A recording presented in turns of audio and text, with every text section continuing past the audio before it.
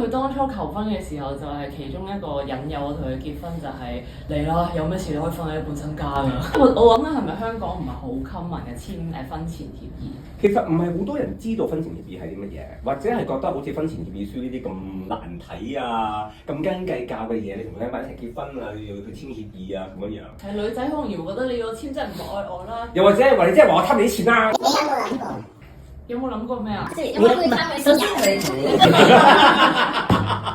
你同佢結婚嘅時候，佢未係上市公司主席㗎嘛？結婚嘅時候已經係啦。咁你會唔會覺得嗰一刻就係其實原來有啲大人嘢都要做下？定係其實完全你哋係冇諗過呢啲事？完全冇諗過真係。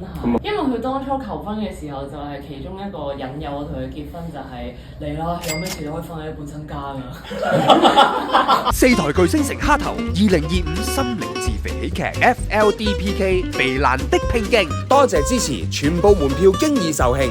2月28至3月2，戲曲中心大劇院，下晝3點，晚上8點，入場大笑當運動，睇到流淚去水腫。睇完記得 comment、like、share 同 subscribe， 同埋撳埋 YouTube 個鐘仔啦。